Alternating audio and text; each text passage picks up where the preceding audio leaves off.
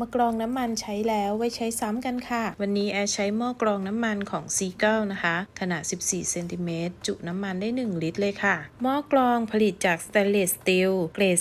304ป้องกันการเกิดสนิมชั้นกรองตาข่ายตาถี่แยกเศษอาหารได้ดีกรองได้รวดเร็วมีที่จับชั้นกรองฝาปิดได้สนิทป้องกันฝุ่นและแมลงตกลงไป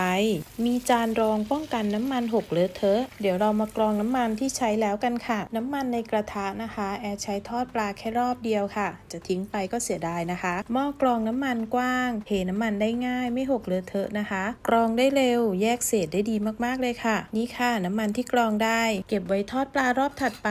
ติดบ้านไว้ใช้ดีนะ